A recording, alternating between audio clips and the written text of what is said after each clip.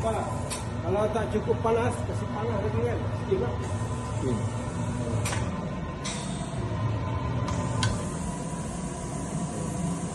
Okey, ini lah.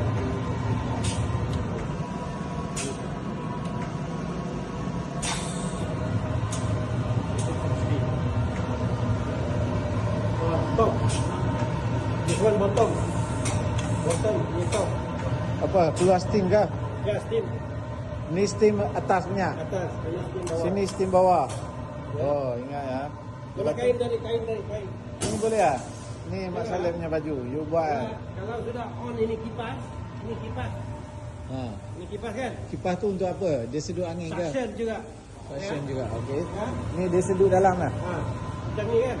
Okey. Ni buat betul-betul lah maki. Oh, dia seduh. Sedut. Dia seduh ni. Ha. Dia seduh ni. Okey.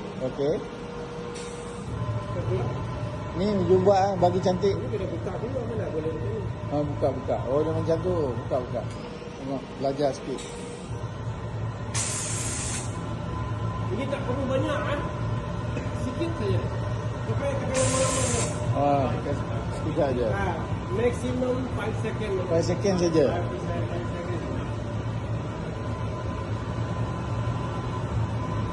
Okey, you cuba buat ini baju. Ini kain dia susah sikit. Gosok pun susah.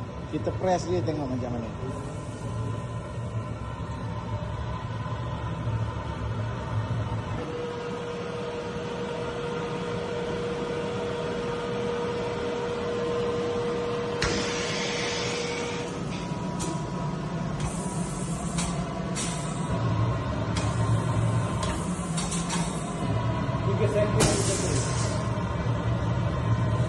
Oh, cantik lah. Ya, ini mesin profesional punya. Buat. Masuk tu depan lagi. Ini biasanya kita apa?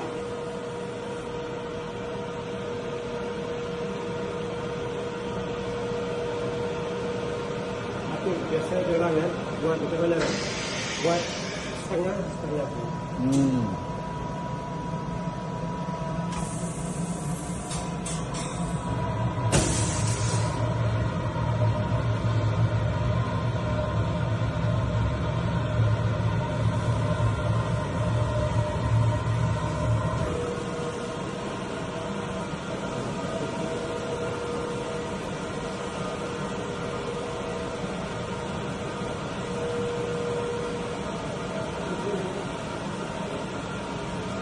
Dia kena ini dia lah satu line. Okey. Okey. Dia nak jimat lagi, hujung tu pakai lah, carilah barang satu kali press. Pak kosong lah sana. Ya. Maksudnya jalan dua terus. Ya, jalan Untuk ni kita tekan bawah ni untuk angin bawah. Tekan angin, sini steam bawah, sini steam atas. tengok. Cuba. Okey. Kalau dia nak static, jadi satu baju, ini satu baju. Ya. Kali press. Tapi dia susun baju tu. Ya.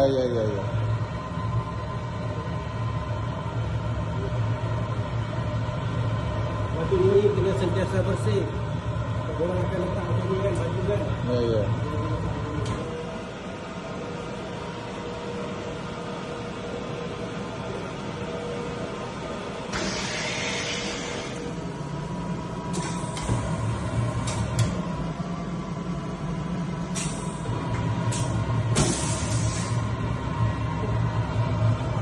Kemas.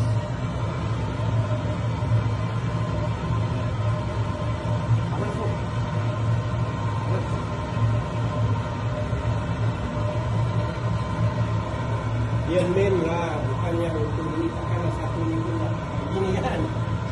Tak boleh. So yang ni gosok lah. Betul. Okey. Tapi kadang-kadang ada air tu macam tu kan. Air tu. Ya. Acap sikit-sikit. Sikit lah. Alien tu sambung. Ni sini sambung ah.